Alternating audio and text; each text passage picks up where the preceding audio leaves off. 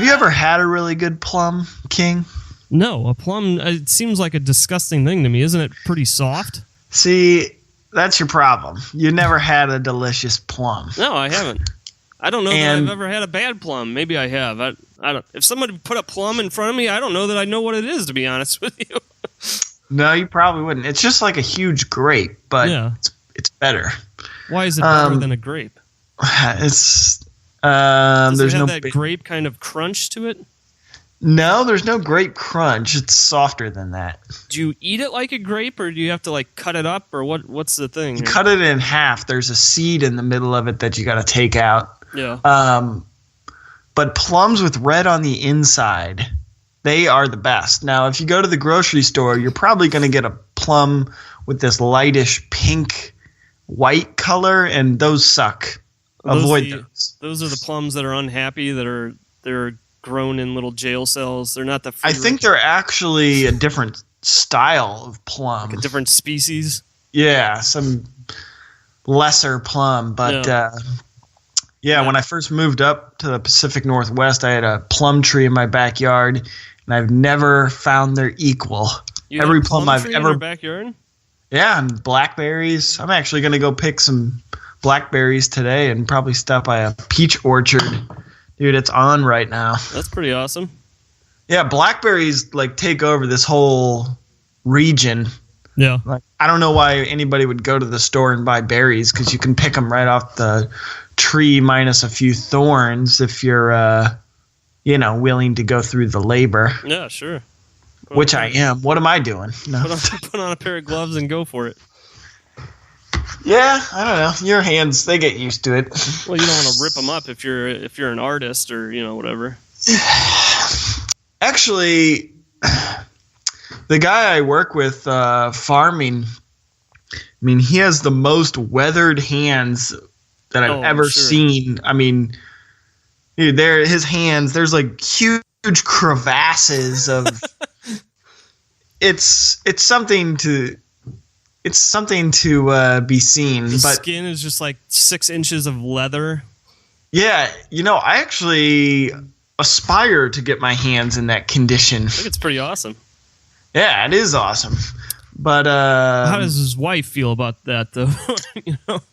I don't know. I guess she's used to it.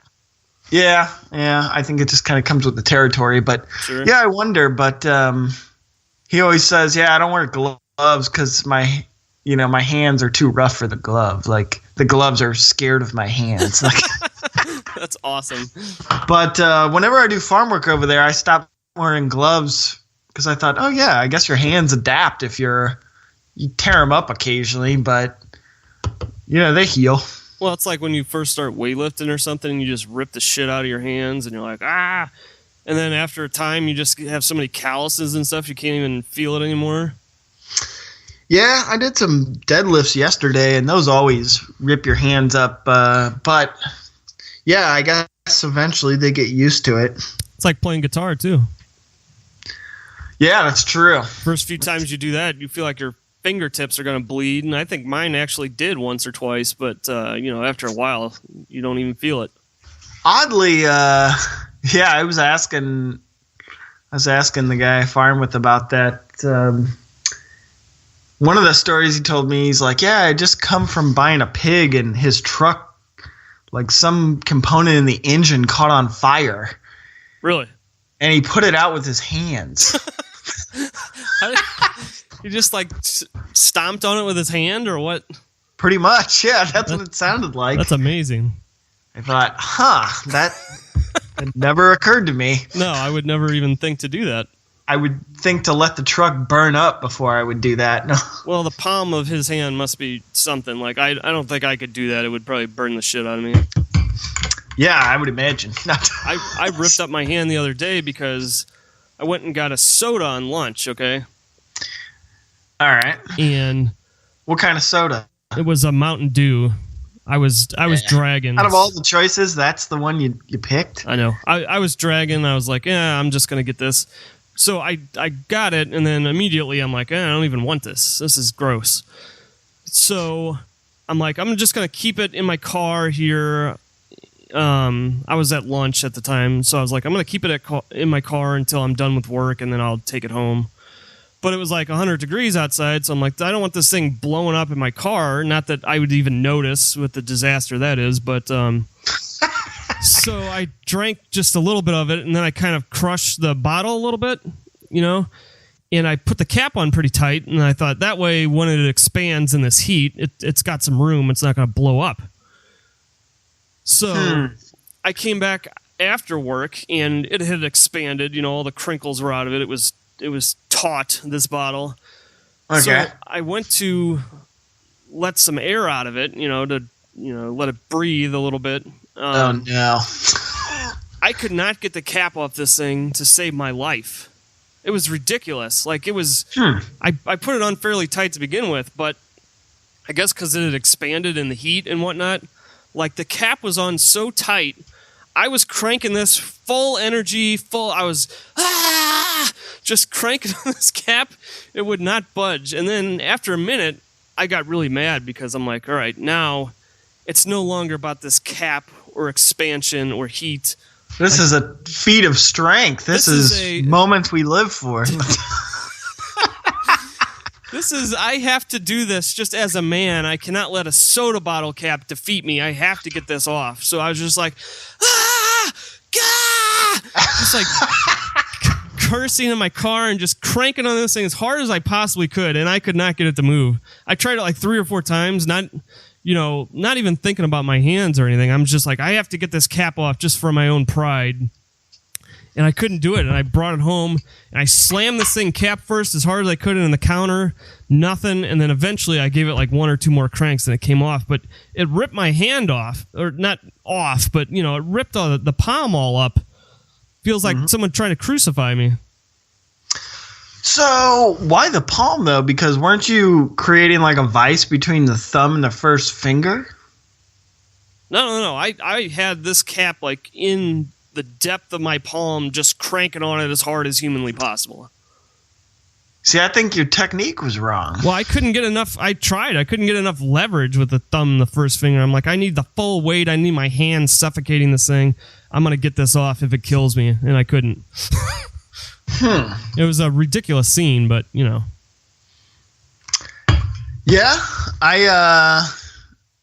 but you did get it off. Well, I had to. Like, I couldn't accept it. If this took 10 hours, you were committed to the cause. If it took 10 hours and it literally ripped my hand off, I was going to do it some other way. Like, I would have to get this off. Yeah, I hear you. I'm with you. Just a man challenge that I was not going to shrink from. No. Now, actually, let's back up here. All right. So, you chose Mountain Dew, which I think that was your first mistake. Yeah. But I suspect that, you probably, do you drink soda very often?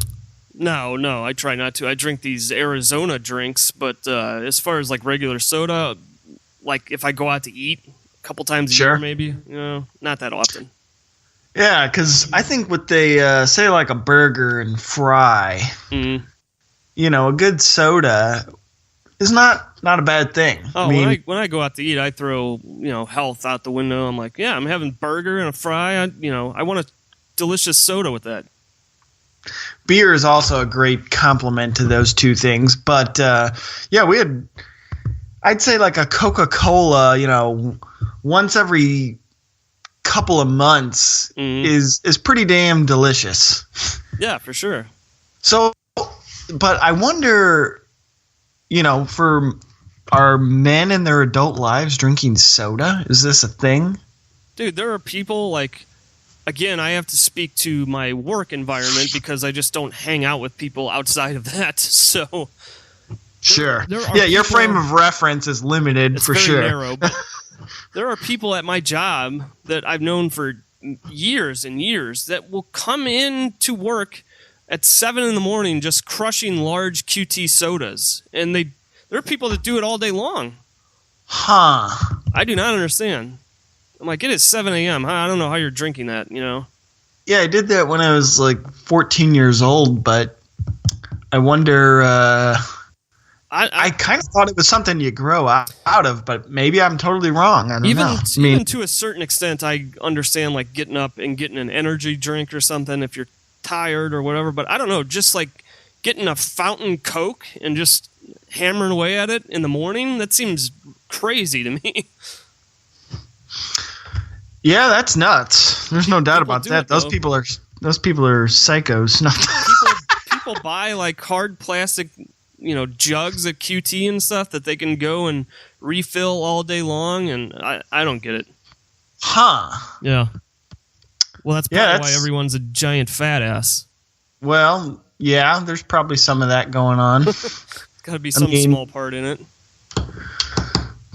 And I'm not knocking it. People can do whatever they want, but I really, kind of making it something that doesn't occur very often makes it taste a lot better. Because, like you said, you took probably a drink or two from that, and you instantly hated it.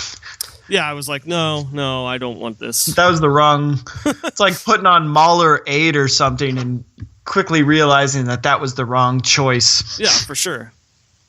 If you're not in the mood for that work, it's not gonna happen. No. But Mahler 8, man. Whew. God. Yeah, I usually make it through about the first 30 seconds of that symphony. I was just gonna say, I get about 30 seconds into that thing, and I'm like, Jesus, I cannot do this. I'm like, yeah, I chose wrong. What I don't know, like, I know it's a masterpiece, like I'm aware of that somehow. And I've definitely listened to it all before at some point. I know I've done that, but God, I just can't do it. Yeah, it's weird to have an awareness that something is so good, but you just can't go near it, Yeah, I actually just give Mahler the benefit of the doubt on that one, because I don't know that I have ever made it through the entire work. Mm-hmm. It's too much. I don't know that I have like 1,000% focused, but I definitely have had the whole thing on before. I could say that for every Mahler symphony, I've not only made it through, but thoroughly enjoyed it. Mm. At least on numerous occasions, but sure. Not to say that I've plumbed the depths of every symphony of his, because I haven't. But yeah. Number 8. No, I have not. I've yet to survive that. Well, if people don't know what we're talking about, it's called what's the Symphony of 1,000? Is that number 8? That's number 8. I can't even actually remember that it had a kind of title to it. But yeah, now that you mention it, it was supposed to have, or it originally had 1,000 performers or something, huge choirs and. A gigantic orchestra, and it's a little much. Well, with that said, I'm glad he wrote it. Obviously he needed to, but not my work of choice. Not easy listening. No, that's that totally debunks the. Anytime I tell anybody that I'm into classical music and write and things like this, they're like, oh, yeah, I love how relaxing classical music is. That drives me nuts for some reason. I always want to argue with people and say, what? You don't know what you're talking about, but I don't have the energy to do it. Well, like all things, there's a range. Yeah. There is classical music, obviously, that's very nice and fluffy and pleasant and easy listening, basically. And a lot of that's still awesome and top level. Look at basically any Mozart, Absolutely. It's as good as it gets, and it's as easy to listen to as anything. The fact that it's lighthearted doesn't make it any less important. No, definitely not. Even though, from a modern sensibility, we're probably more obsessed with things that are dark and heavy and like serious. Yeah. But as a result, that's the majority of the music that's been written over the course of the 20th century was that way. And there was a lot going on, in society that would make that that would make sense. Well, but sure. lighthearted music almost disappears from the the genre. So yeah. With the exception of maybe Stravinsky, who had a kind of thing writing music for music's sake. And yeah, that's great stuff. But anybody that thinks that that's the only thing that classical music encompasses, I would encourage you to put on Mahler 8, and you'll find out real quick that that's not the case. Yeah, that thing will blow your head off. Or like, the fourth movement of Mahler's First Symphony. That's like, the first 20 minutes of that thing is like heavy metal. It is intense. Yeah, I mean, that's what I always tell people, it's that's one of the reasons I think we're drawn to that genre, because it covers the entire spectrum of human emotion. Yeah, no doubt. Switching gears, or do we wish to switch gears? Sure, why not? We can do whatever we want. We both own longboards, and I got to say that, one, they're dangerous, but that's probably part of the fun. Well, They halt. You got some serious speed. Those things very haul quick, ass for sure. And you can get yourself in more trouble in that way. Yeah, no doubt. But ask my brother. The story behind that is King's brother. We'll throw Kevin under the bus here. I'm sure he doesn't mind. He probably won't even hear this, but I took he probably will. He's got good taste. Of course he listens to this podcast. But when I got that longboard, I took it up to his house. And he hadn't been on a skateboard in some number of years. We used to skateboard when we were younger, but that's before he started powerlifting and packing on mass. And 15 years later, he hasn't stepped on a skateboard. Unless he's doing a squat or a deadlift, he's all but immobile now because he's so full of muscle and whatnot. So he decides the first thing I'm going to do is take this longboard down this huge hill. You're just going to bomb it. I'm just going to bomb down this huge hill. Because 15 years has not passed.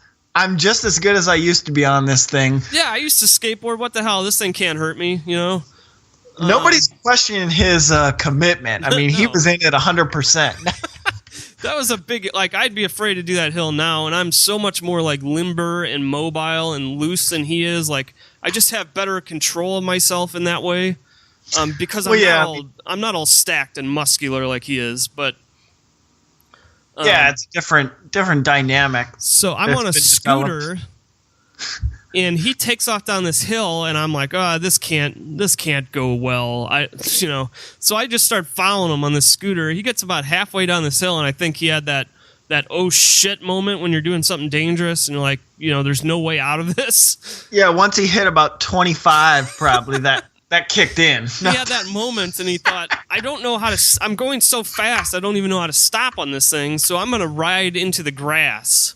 So he veers off to the side, and I don't know if he hit a rock, or maybe he actually hit the grass, but he was going so fast that the longboard just stopped, and he just straight up Superman flew through the air. He kept going. He Superman flew through the air. I look up, and he is horizontal. He is parallel with the ground. Nice. And I'm like, oh my God. And I race down this hill, and by the time I get down there, he has already kind of picked himself back up. But did he do a graceful roll? No. And walk away unscathed? Definitely not. He had a new button-up shirt on, and he ripped all the buttons off the front of the shirt. The whole shirt was screwed. All the buttons were ripped off of it. His pants were ripped wide open, which he was really mad about because they were new shorts, and he's bleeding all over the friggin' place. So it's safe to say that he underestimated the speed of the longboard. I think that's and overestimated his athletic capabilities in that realm. I'll never forget, he was sitting... He was just kind of a little shaken, I think, understandably so, and he was sitting back in his house after we got back, and... He's just his legs bleeding all over the place. His shorts are ripped to shreds. And his shirt's all ripped. Like I said, it had no buttons on anything. He just ripped all the whole front of his shirt off. I remember talking with him because he said this gash was huge. And I remember him Oh, it was we nasty. talked about gluing the thing closed. Yeah, it was nasty. He probably should have had stitches, realistically. Yeah, but I remember, we're trying to figure out what kind of, he was at the store buying glue, and I think I was telling him which glue to get. Oh my God. His roommate came in after we got back, and he's like, what in the hell happened? Yeah. I'm like, oh, Kevin decided to go for a little ride on a longboard. This is like 20 seconds later, probably, too, after you guys left. The whole thing took no time at all. Like that, as soon as he jumped on it, he went down that hill. Like, he didn't ride around for a little bit first or, try and get his bearings. He just went right down the hill, man. Although I had a similar experience, a friend of mine, it didn't end nearly as badly, but it was a humbling experience in much the same way. A friend of mine bought a paddleboard, stand-up paddleboard. Mm. So, we took it out to the ocean, and I was surfing on my regular board, and it was the first day out, so I saw my friend standing on this thing's like 9 feet long. I mean, It's huge. And, it's quite wide, maybe 2 feet wide, I'd guess. Sure. And he kept falling off it. And I was just talking shit to him the whole time and making fun of him. I was like, he's like standing on the sides of a bus out there in the ocean. What's the problem, So I was like, get out of the way, give me this thing. Mm-hmm. So I had stood on it for, I don't know, 5 seconds or so. And I thought, oh no, this is more difficult than I thought. Yeah. But it just so happened that I was in a pretty good position. I'd kind of maneuvered into a place I needed to be, and a pretty good-sized wave was coming in. I thought, what the hell? I've been standing on this thing for 5 seconds. Why not drop into this wave? Yeah. Because that's the thing with these stand-up paddleboards. You got so much power coming from the paddling aspect. It's, I'd say, far superior to the amount of water your hands can displace. Oh, I'm sure. So you can catch everything. Sure. So I drop into this wave, and I went for a little ride and got wash machined, and it was awesome. But I had the same, spirit that Kevin had on that faithful day, which I think is commendable, which is, what the hell? And what's funny is I think that's just his personality, because he's done stuff like that his entire life. Like, I remember once we were it was me, him, and somebody else. I don't even know who it was, but we were out in my parents' side of the subdivision. There was like a little pond over there, which, was a fairly large thing. I mean, it wasn't like a huge lake or anything, but it wasn't like you couldn't just jump from one side to the other. Sure.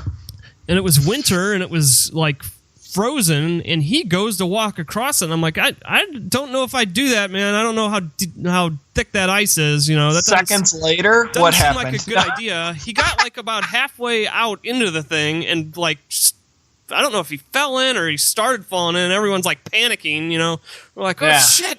And then he kind of pulled himself out, and then we kind of went over there and helped him get out. And we're like, dude, why do you do stuff like that?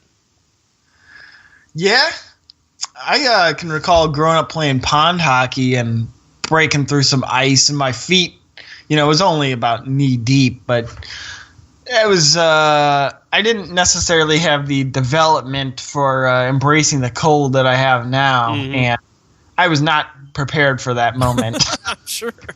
I walked home. I remember my hands and feet, because anything that gets wet is going to instantly get cold. Oh, yeah. And I had to walk through the woods back to my house, maybe a mile away. It was like hell. No, I'm sure. Sure. But, I don't know. That's part of the joy of childhood, I think, is you learn. Oh, no doubt. I don't Not think, always pleasant, but you learn. I think Kevin learned that day that maybe longboarding is not for me at this point in my life. Well, you guys should come out here and go for the surfing longboard. I think it's far more pleasurable, and I'd always rather get wash machined by the ocean, which well, I've definitely been chewed up and spit out. I remember one time I got hit by a wave so hard it knocked out one of my contacts. Jeez. I sucked in a whole bunch of salt water and then I crawled to shore and puked.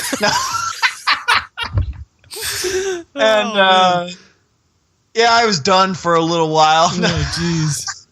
But I would always rather do that than fall on concrete. Concrete is absolutely unforgiving because you fall and you stop. Yeah. At least in the water, it's soft to a point.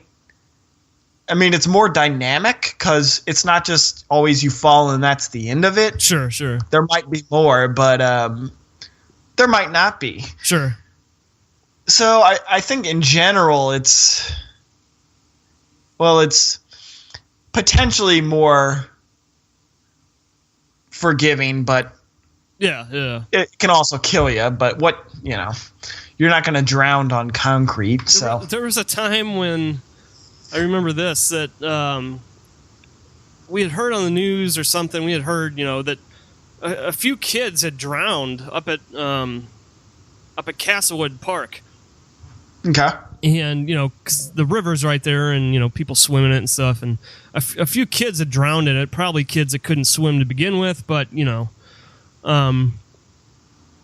and shortly after that, I want to say just a couple of weeks later, Kevin and I were up there and it was really hot and we were just walking around and he's like, nope. And I'm like, what? And he just turns and he just walks towards the river and he just dives in and then it starts pulling him out and he's like, whoa, this is it's stronger than I thought. It's pulling me. It's pulling me. And I'm standing there I'm worried and I'm like, what? Are you nuts? I was like, get out of there. And I'm yelling at him and eventually he made it out without any problem really, but for a second I was scared. I'm like, oh shit, a bunch of people just drowned in this river probably around the same spot. Did he dive head first into this? Yeah, he just dove in. He had all his clothes on and stuff. He just got hot and he didn't handle being hot very well, so he just wanted to jump in the river. I mean, I'm all for it, but nobody hates being hot more than I do. Sure. But the Midwest is not known for its crystal clear waters. No, you couldn't see anything in there. In the Merrimack River, it's just pure mud. Yeah, it's just brown mess. Brown sludge. Although, it's really interesting. I've seen the Mississippi River. Is it the Mississippi or Missouri, maybe? Missouri River. Mm. I've seen it in Missouri, but I've also seen it way up in Montana. Yeah, it starts way up there, right? And then works its way crystal down. Clear up there. Yeah, I believe it. By the time it gets to you and goes through all the, the pollution. Well, there's, it's less than crystal clear. I'm sure it's pollution and there's agriculture. Sediment. And, yeah. The soil composition changes. For sure. I mean, there's many factors. The kids that drowned in there and whatnot. Well, I mean, I would be curious if these people knew how to swim at any point. Yeah. So if the answer is yes, then they panicked. Sure. If the answer is no, then they definitely panicked. Yeah, for sure. But generally speaking, I mean, most people who don't know how to swim don't put themselves in that circumstance to begin with. Well, so I'm going to just assume that they knew how to swim. Yeah. I was out in, where was I? Utah. And doing some camping. And one of the places we stopped, there was a lake out there. It was no boats or anything. It was just a lake out in wilderness. It was awesome. Mm-hmm. And it was quite large. I'd say lengthwise, it was probably 9 football fields, 10, 12 football fields. Mm-hmm. Width-wise, I don't know, 6 or 7, something like that. Yeah, big body of water. So I decided, man, I love swimming. It's one of my, it's a great pastime. I love it. It's the best. Especially if I'm in a lake. That's the way to go. Sure. And, it was first thing in the morning. Just nice, cool, brisk air. Mm-hmm. Sun was just coming over the top of this hill, and that was going to start warming everything up. And so I asked the people I was with if anybody wanted to go swimming. Nobody wanted to. Mm. Crazy, because that water was nice and cool. And so I get out there. And as the depth changes, of course, the temperature changes too. Mm. But so I decided I was going to swim lengthwise of this, widthwise. So the 6 football field, 7, something like that. Sure. I'm pretty confident in my abilities, so I was fine with it. Yeah. So I get out there. I get about midway out, and, I'm starting to get a little fatigued. I'm more erring on the side of caution because I know from whatever point I turn around, that's halfway. Right. Now, you still got to get back at that point. Yeah, you've got to get back. So, I won't say this was necessarily the smartest thing I've ever done, but all right. In the end, I'm very confident in my abilities. So, somebody who's not probably shouldn't do this. Sure. Plus, I think you and I in particular, our survival instinct is probably as strong as anyone. I'd say that's pretty. I hope that's the case, and I think it's the case. Yeah. So, right. I get about halfway out, but I decided I'm getting kind of tired. Mm. So, what do? I don't freak out and panic. Right. Because I'm deciding, I'm out in the middle, I tread water for a second, and I'm like, okay, I can either go back the way I came, mm-hmm. or I can press on to the other side. Right. I don't know that it would have made much difference. I was pretty much in the middle. Yeah. So, but, I decided I better take a little rest. Mm-hmm. So all I did was just float on my back, and I mean... Yeah. It's like sitting in a lazy boy out there. It was magnificent. I don't have to worry about running into anything. There's nothing out there. Yeah. So, I take probably just a little 3-5 minute break, just laying on my back, essentially floating. I mean, if you have air in your lungs, you're not going to go under. Mm-hmm. That's not how that works. And, just a light little paddle with your hands. Yeah. So, I kind of gear back up my mind, and then I swim back. I mean... Sure. So I can't really identify with somebody drowning in the kiddie pool at the local pool. Did I ever tell you that lake swimming story when I was in Arkansas? I'm sure I did, but I'm going to tell you again. Okay. Because... we had a family reunion down there because my grandparents had retired down there and blah, blah, blah. So the whole family, there's 50 people down there. We all rent houses on this same street, which it was a really cool thing. And it was right on the end of this lake. We were on the lake. Is this out in the country? I guess you could call it that. I mean, it's not like downtown anywhere. Okay. Gated community, actually. Biggest gated community in the country. But there's 5 big lakes on this property, so we're on one of the lakes. We're on this street that kind of cul-de-sacs, and at the end of the cul-de-sac, you're on the lake. And so the whole family's there in all these houses. Well, some of us had gone to the beach earlier that day. There was a beach on another one of the lakes, so we spent the whole day on the beach. It's 150 degrees outside. It was disgusting. And we swam all day. It was great. And then we came back to the houses, and we're like, hey, let's go swimming some more. Why not? It's hot. What else is there to do? This is awesome. So we jump off, just the little dock that's at the houses, just into the end of this lake. And we're swimming around. There's a few of us in the water swimming around, including myself. And it was relatively shallow right there because, again, you're right past the house. You're right at the edge of the lake here, so it takes some time before it gets deep.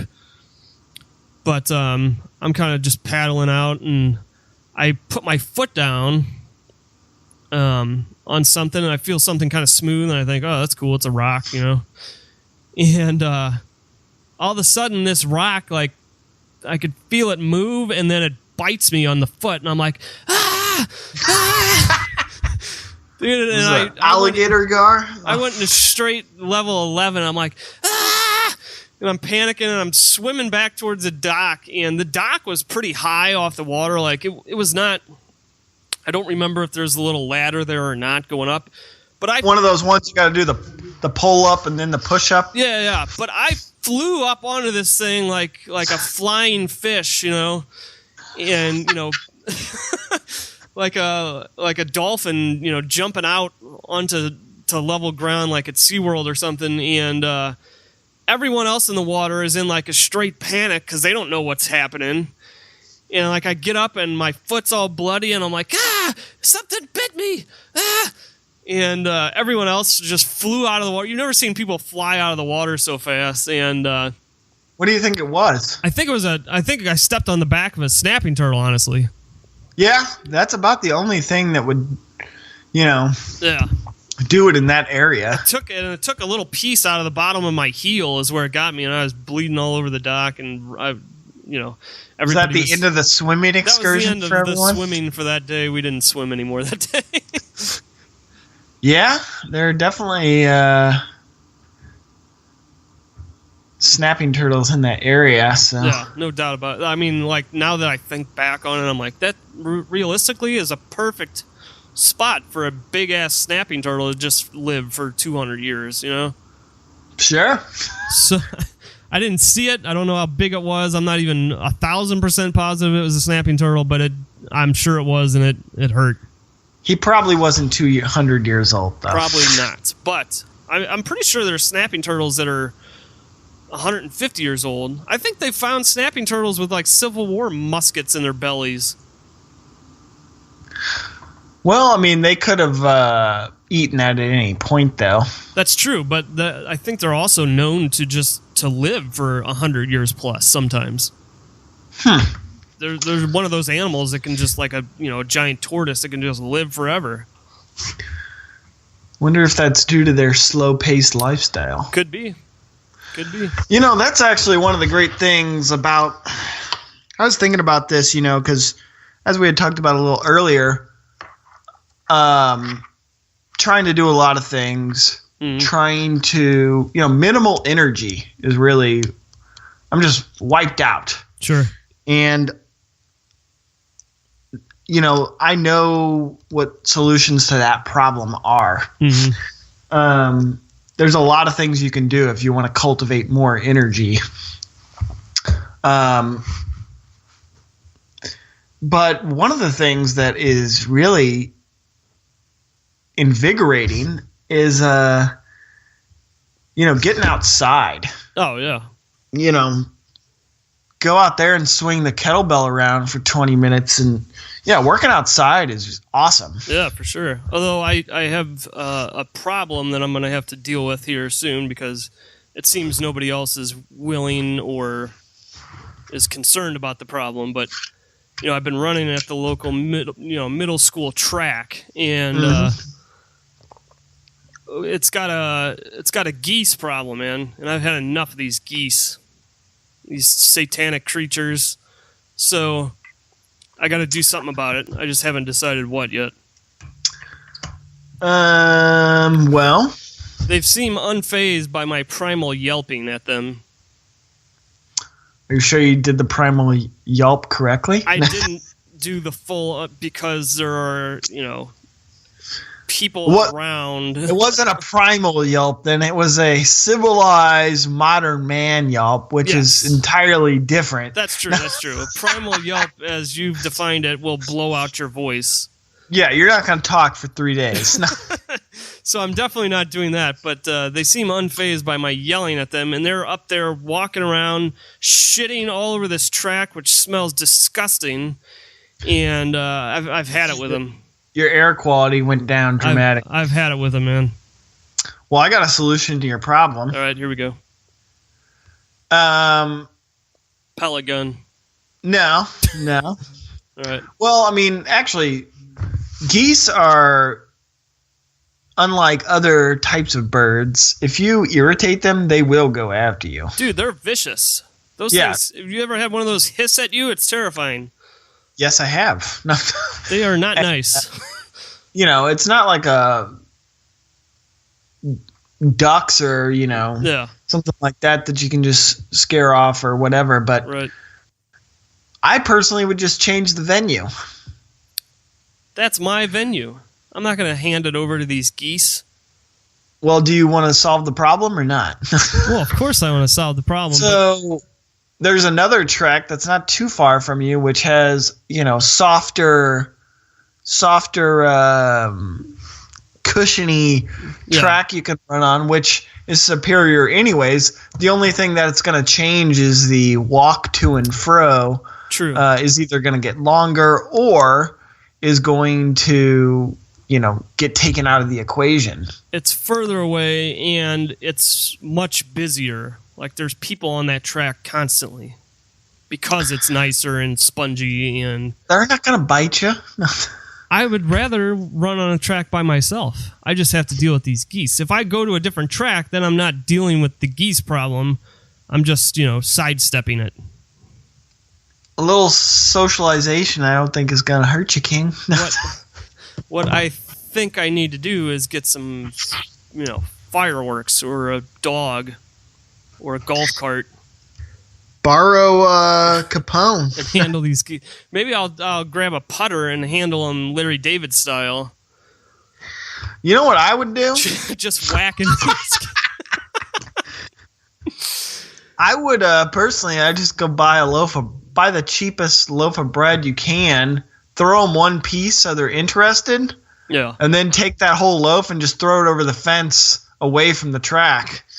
I don't know that they're smart enough to just like follow it though. I guarantee you that they are. Plus, I read somewhere that geese that start eating bread and stuff, and apparently it happens to other birds. It like screws them up internally because they're not supposed to be eating, you know, processed bread. So you taking a golf club to them is going to be more advantageous? Like, is your concern primarily with these geese' health, or do you want to run on your track? No. I'm not concerned with their health at all. But apparently, eating the bread can do something to their bodies where it renders them flightless after a little bit. Oh, so it's like slashing their tires to make them leave. To make them leave, yeah. Exactly. So you start putting plans under a microscope, nothing's going to make sense. Well, slashing someone's tires so they leave makes no sense. So you're thinking you feed these birds, these geese, white bread, then you're totally screwed because they're never going to leave until they die off. Exactly. So, you know, taking a golf club to them is, that's the humane thing to do.